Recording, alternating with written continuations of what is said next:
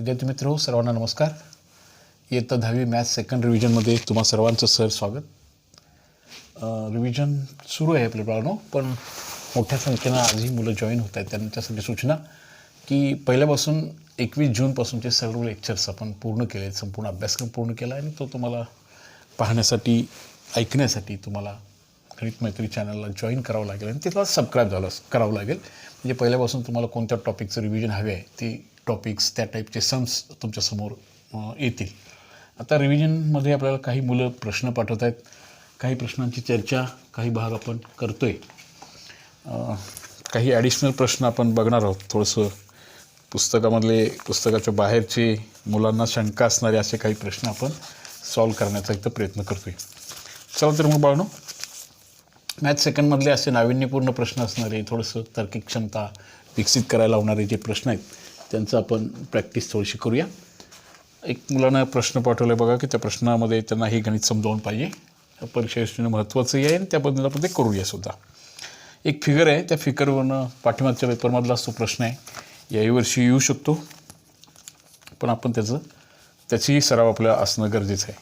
त्या फिगरमध्ये त्याने अशी माहिती दिली बघा. असा एक भाग आहे, असा एक ट्रँग्युलर असा तो भाग आहे. त्यानंतर दुसरा एक अशी पताका किंवा असा कागद त्याच्यावरती अशाच आकाराचा सेम टू सेम असा शिफ्ट केला आहे. आणि मग या फिगरच्या बाबतीमध्ये असं इन्फॉर्मेशन दिले बघा. ही एक्स आहे, हे इथं असं हे जॉईन केलं आहे, हे परपेंडिक्युलर आहे, ह्याची लेंथ वाय घ्यायला सांगितली, याची लेंथ झेड आहे. आणि या फिगरला अशी काहीतरी नावं दिलीत.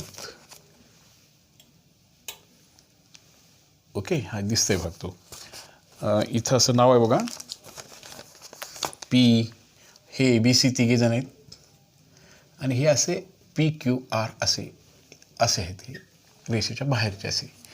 आणि मग ह्या फिगरमध्ये त्यांना आपल्याला असं प्रूव्ह दॅट करायला सांगितले की prove that from that figure is equal to 1/x plus 1/z is equal to 1/y. आता हे असं आहे, हे प्रूफ असं करायचं आहे. आणि मग हे असलं काय तर बघितलं तर पहिल्यांदाच प्रूव्ह दॅट म्हणूनचा असा क्वेश्चन आहे ह्या फिगरमध्ये बघण्याचा. असलं काय तर बघितलं की हे काय आणि कुठनं आलं असं वाटायला लागतं. तसं नसतं ते बघा, एकदम इझी भाग आहे.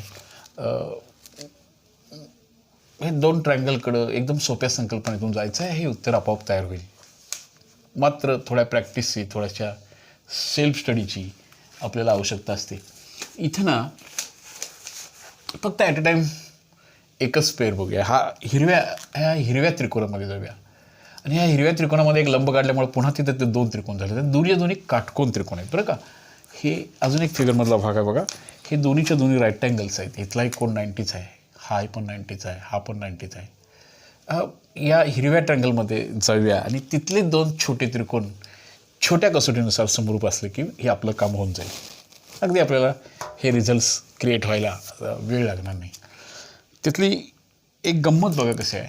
मी या हिरव्या त्रिकोणामधले छोटे राईट अँगल ट्रँगल्स, काटकोन त्रिकोण, त्यातला पण छोट्याला मान देतो. मी पहिल्यांदा छोटं लिहितो. Triangle CBQ similar to the triangle. हे फार महत्त्वाचं आहे बाळांनो. CBQ, C common, B90 A90 and remaining capital. मोठ्या ट्रँगलमधलं हे दोन ट्रँगल्स हे A टेस्टनुसार, कोको कसोटीनुसार समरूप असणार. ही कोको कसोटी जेव्हा तुम्ही मांडता तेव्हा एक अतिशय हेच ते दोन. First sentence angle C is congruent to the angle C common, सामायिक, हा एक भाग होता इथं. आणि दुसरं एक महत्त्वाचं सेंटेन्स मी यूज केलात.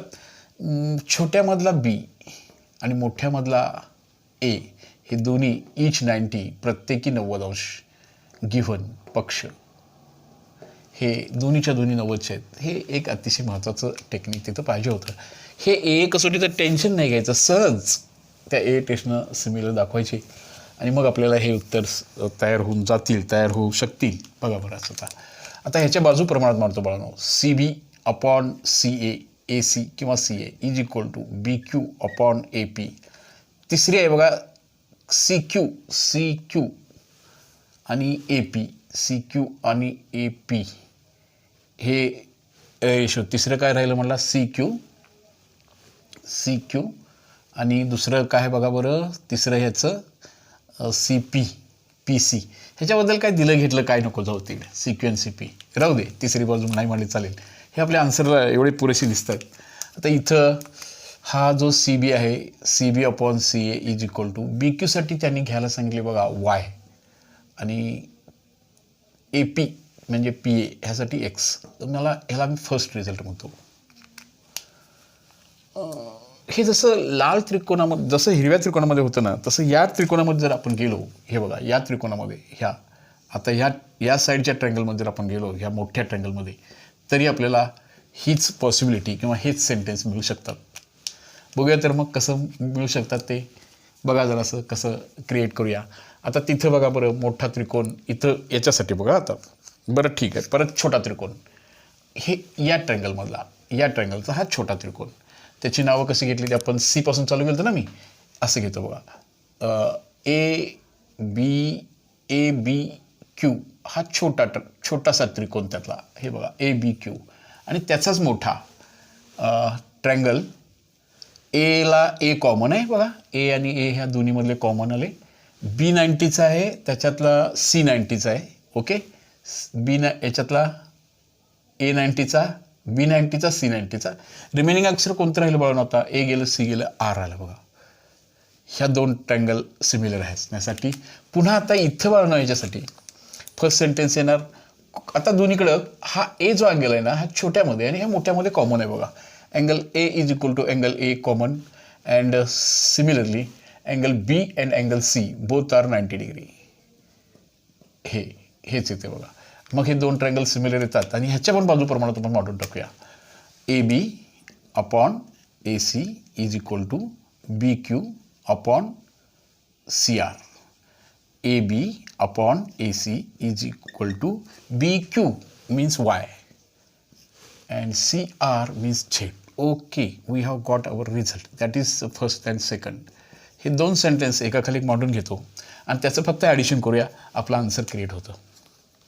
ही अशा गणितातली गंमत राहते. फक्त ह्या हिरव्या त्रिकोणामधला हा छोटा त्रिकोण मोठ्या त्रिकोणाला उरलेल्या समलंब चौकोन नाही, हा आणि हा मोठा त्रिकोण कोकोबसूनचा समरूप असणे आणि यांची बेरीज झाली की बघा आपलं उत्तर संपतं. या दोघांचं वैशिष्ट्य बघा, AB आणि AC किंवा CA चालेल. इथं काय आलं बघा, Y/Z. हे दोन रिझल्ट्स आहेत. ह्या दोन्हीचं बेरीज केलं तर हे बघा काय येणार, BC/CA plus AB/CA AC is equal to Y/X plus Y/Z. चला चाललो बघा आपण त्या बाजूला. ह्या दोन्हीचं ॲडिशन, ह्या दोघांचं बेस सेम आहे बघा. इथं ह्या दोघांचं बेस सेम आहे. कोण आहे बघा बरं, AC किंवा CA. आता वरती आलं BC आणि AB इज इक्वल टू, इथं काय आलं बघा, Y कॉमन दिसतंय बघा. Y कॉमन काढलं की 1/X प्लस 1/Z असं राहील तयार. आणि इतर बघा हा जर रिझल्ट तयार होतो, रिझल्ट संपतो इथं. AB plus BC is equal to again AC. So AC/AC is equal to Y into bracket 1 plus X plus 1 plus Z. But AC 1 आलं, 1/Y is equal to 1/X plus 1/Z. असा हा simply result तयार होऊ शकतो. थोडंसं जड पण जाईल बाळनो. एकतर 9th स्टँडर्डमध्ये हे कोको कसोटी कितपत चांगल्या रीतीने समजली, बाजू प्रमाणाचा कितपत सराव तुम्हाला आहे त्याची आवश्यकता इथं होती. अवघड काहीच नाही, गणित अवघड नाही, पण समजून घेण्याची मात्र नितांत आवश्यकता आहे. असं ह्या ट्रँगलमधला हा छोटा त्रिकोण CBQ याचा क्रमही अतिशय महत्त्वाचा आहे. CAP हाही क्रम अतिशय महत्त्वाचा आहे. नंतर ABQ आणि ACR हाही क्रम महत्त्वाचा आहे. हा क्रमकडं थोडं जर जरी अक्षर चुकलं तर सगळा रिझल्ट चुकू शकतो. मग छोटा पहिल्यांदा, मग बाजू प्रमाणात, मग एकाखाली एक मांडणं आणि हा रिझल्ट तयार करणं, असे हे एक्स्ट्रा सम्स किंवा असे थोडेसे आव्हानात्मक असणारे प्रश्न आपल्याला अशा पद्धतीने सॉल्व्ह करता येतात बाळांनो. त्यामुळं असे मोस्टली असे सम्स, सगळ्याचे सगळे सम्स आपण घेण्याचा प्रयत्न करतो आहे. असे सगळे सम्स तुम्हाला सोडवण्यासाठी गणित मैत्री चॅनलला सबस्क्राईब करत राहा, लेक्चर्स अटेंड जरूर करा.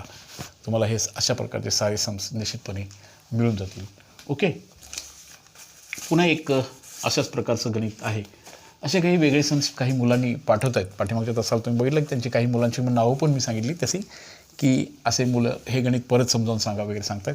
परत एकदा तुम्हा सर्वांना हार्टली रिक्वेस्ट करतो आहे की गणित मैत्री चॅनलला सबस्क्राईब करा आणि तुम्ही शंका शेअर करा, कमेंट करा. ह्याच्यावरच आपण गेली जूनपासूनचे जवळजवळ 6 महिने 100 टोटली माझे 450 तासाचं जे मी पहिला बेसिक तयार ज्या दिवशी मी हे ऑनलाईन क्लासला सुरुवात केली, व्हॉट्सअप ग्रुपच्या माध्यमातून मुलांचा आणि पालकांचा, शिक्षकांचा रिस्पॉन्स जेव्हा माझ्या लक्षात आला, तेव्हा मी 450 तासाचं नियोजन करून ठेवले. त्यापैकी जवळजवळ 400 तास संपलेत 8वी 9वी 10वीचे.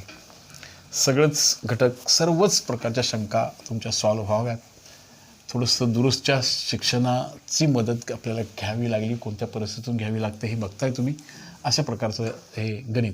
अशीच एखादी फिगर पुन्हा आली समजा की आपल्याला काही वेगळ्या समजासुद्धा विचार करायचा आहे, याही वर्षी हेच गणित तुम्हाला तुमच्या बुकमधलं आहे, तुम्ही जरूर सोडवून तयार ठेवा.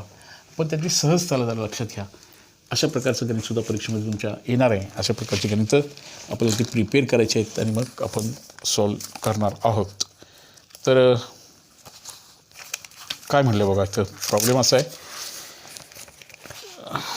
आकृतीत दाखवल्याप्रमाणे 2 खांब, एक 8 मीटरचा आणि एक 4 मीटरचा आहे आणि जमिनीवर उभे आहेत. सूर्यप्रकाशाने लहान खांबाची उंची 6 मीटर पडते. त्याच वेळेला मोठ्या खांबाची उंची, लांबी, सावली किती पडेल? त्याच्या सावलीची लांबी किती असेल? आकृतीत दाखवल्याप्रमाणे 2 खांब जमिनीवरती उभे आहेत. आकृतीत दाखवत असताना खांब जमिनीवरती ज्यावरती उभे आहेत तेव्हा ते जमिनीशी झालेला कोण हा किती अंश असणार आहे, त्याशिवाय ते उभे राहणार नाहीत. जरासं तिरकं वगैरे झालं तर ते जास्त काळ टिकणार नाहीत. हाही भाग त्याच्या डोळ्यासमोर तुमच्या आला पाहिजे. एक खांब आहे, त्याची उंची 8 मीटर आहे. दुसरा खांब आहे, त्याची उंची 4 मीटर आहे. आणि मग त्याची सावली 4 मीटरचा एक खांब आहे, 8 मीटरचा एक खांब आहे. याची सावली 6 मीटर पडलेली आहे. तर याची सावली किती पडेल असा प्रश्न आहे. याची सावली 6 मीटर पडलेली आहे, तर ह्याची सावली किती पडेल? आता सहज 8वीच्या नॉलेजचा विचार करून जर तुम्ही सोडवलात तर याचं उत्तर पडसी लगेच काढता येईल. जमिनीशी पडणारी सावली आहे, जमिनीवरती ते खांब उभे आहेत म्हणजे निश्चितपणे 90 अंश कोणातून उभे आहेत. हा आपला साधा सोपा नॉलेजचा भाग झाला. मी समजा की ह्या छोट्याशा खांबासाठी ABC अशी नावं निवडली आणि ह्याला जर समजा मोठ्यासाठी मी PQR अशी नावं निवडली, तर हे खांब आहे हा 4 मीटरचा 8 मीटरचा असा आहे. अगदी पडस्थितीचं उत्तर किंवा 1 मार्कला जर असा प्रश्न सॉल्व करायचा झाला तर 4 एक्के 4, 4 दोन्ही 8, पण 4 दीड म्हणजे 4 इंटू दीड म्हणजे 3/2 केलं तर ह्याचं उत्तर 2 दोन्ही 4, याचं उत्तर 6 आलेलं दिसतं. 4 दीड 6. तर 8ला सुद्धा आपल्याला 302 गुणावं लागेल. बे एक्के बे म्हणजे याचं उत्तर 12 येईल. ह्याचं उत्तर 4 दीड 6 म्हणजे 8 दीड 12. दीड म्हणजे 3/2 इंटू करायचं बघा. दीड 3/2, 8 दीड, ह्याचं उत्तर 12 येईल. अशी त्याची सहजता होती. सहजता जरी असली तरी सुद्धा तुम्हाला मात्र जेव्हा हा सिमिलरिटी तुम्ही शिकणार होता, सिमिलरिटी हा धडा ज्या राष्ट्रीय उद्दिष्टानं आपल्या अभ्यासक्रमामध्ये इन्क्लूड केला आहे त्याच्या एका विशिष्ट लेवलला बाळांनो, तुम्हाला तुमच्या शाळेच्या ग्राउंडवरती बसल्यानंतर खो खोचं ग्राउंड तुमच्या मैदानात आहे, त्याची तुम्हाला सावली मोजता येते पट्टीनं आणि त्याची उंची मोजता येते पट्टी असं आहे ना, लगेच तुम्ही तुमच्या शाळेच्या इमारतीची उंची तिथं बसून सांगणार आहात की चला पळत पळत जाऊन ते टेप घेऊया आणि उंची मोजूया, याची गरज नाही आहे. तुम्ही सावली आणि खांबावरून तिथं उत्तर काढू शकता. हे तुमच्यात पॉवर विलिंग निर्माण व्हावं अशी अपेक्षा होती. इथं असं वैशिष्ट्य आहे, खांब ज्यावरती जमिनीला उभे आहेत त्यावरती B कोन हा आणि Q कोन हा नक्की सारखा आहे, तो इच 90चा आहे, हे कॉमन नॉलेज होतं. आणि एकाच वेळेला सूर्यप्रकाशाची जी सावली पडणार आहे ती एकाच वेळेला त्या खांबावरती पडणार आहे. त्यावेळी इथला जो अँगल A एकाच वेळेची मेजरमेंट असल्यामुळं ह्यातला अँगल A ह्यातला अँगल P वेळेला असणार आहे. एकच वेळ आहे, एकाच वेळी पडलेली सावलीचा आपण विचार करतोय, तो कोण निश्चितपणे सारखा असणार आहे. आणि ह्या 2 घटना आपल्याला ह्या ट्रायंगलच्या सिमिलरिटी सांगण्यासाठी पुरेशा आहेत. आता तुम्ही क्रम घेत असताना तुम्ही कसा घेणार त्यावर अवलंबून आहे. समजा ट्रायंगल तुम्ही एक ABC घेतलात तर similar to the triangle A हा कॉन्ग्रंट आहे Pला, म्हणजे तो Pच येणार. B हा कॉन्ग्रंट आहे Qला आणि रिमेनिंग अक्षर Cला. बाय AA टेस्ट कोको कसोटी. बस ह्याची मदत तुम्हाला सिमिलरिटी ही कन्सेप्ट इथं वापरता यावी. 4 दीड 8वीच्या किंवा अगदी LLMSच्या किंवा असे IQ टेस्टच्या तुम्ही 4थी 5वीमध्ये असताना 4 दीड 6 म्हणून 8 दीड 12 हा संकल्पना तिथं ठीक होती. पण आता तुम्हाला वेगळ्या पद्धतीने हे प्रॉब्लेम सॉल्व्ह करण्याची कुवत तुमच्यात निर्माण व्हावी. तुम्ही स्वतः तुमच्या इमारतीची, तुमच्या घराची सावली फुटपट्टीनं, कंपाऊस पट्टीमधल्या साधनानं तुम्ही सांगू शकाल, परफेक्ट अंदाज करू शकाल अशी अपेक्षा आत्ताच्या शिक्षणामध्ये किंवा या उद्देशामध्ये होती. यानंतर काय करूया बघा, याच्या बाजू प्रमाणात म्हणूया AB/PQ is equal to BC upon QR. ACची गरज नाही, याची द्यायली पण नाही, घेतली पण नाही, मांडायची गरज नाही मला. बस ड्रॉप करून टाकतो. ABची व्हॅल्यू पुटअप करूया बघा. किती आहे बघा बरं. AB is equal to 4, PQ is equal to 8, BC is equal to 6 and QR we don't know. तिरकस गुणाकार करूया. 4x is equal to 8 into 6, अकेला x is equal to 8 into 6 divide by 4, 4 1 4, 4 2 8 आणि 6 2 12 मीटर ही त्या याची दिसते तुम्हाला इथंपर्यंतचा भाग दिसतोय, म्हणजे हे फळावरचं दिसेल. ओके, अशा रीतीनं त्या उंच खांब जे उभे आहेत त्याची सावली ही अशी पडेल. असे एक्स्ट्राऑर्डिनरी सम्स किंवा अशा काही सम्सना घेऊन आपण आता थोडीशी तासिकीचा पिरियड आपण कमी केला आहे. मुलांना जास्त वेळचं लोडिंग नको आहे, थोडं सगळ्याच विषयाचा अभ्यास करायचा आहे. त्यामुळं असे काही सम्स घेऊन पुन्हा आपण भेटणार आहोत. अशा सर्वच लेक्चर्सना, अशा सर्व गोष्टींचा बाळनो तुम्हाला तिथं उहापोह व्हावा. म्हणजे अशा सगळ्यांचं प्लॅनिंग छान पद्धतीने केलं आहे. सर्व अभ्यासक्रम आपला पूर्ण झाला आहे. कोणतं लेक्चर कोणतं पाहिजे ते जरूर बघा. तुमच्याकडे काही मुलं NTSला बसलेली मुलंसुद्धा काही शंका पटवत आहेत, त्यासुद्धा जरूर शेअर करा. तुम्हा सर्वांना परत एकदा धन्यवाद देतो. गणित मैत्रीला सबस्क्राईब करा, लेक्चर पाहत राहा, काही शंका शेअर करा, कमेंट करा. तुमच्या कमेंट्स आणि शंका वरतीच आपण चालू आहे पुढं आपलं बघूया. ओके बाळांनो, लवकरच आपण पुढील तासिकेत पुढील काही सम घेऊन निश्चितपणे भेटूया. ओके.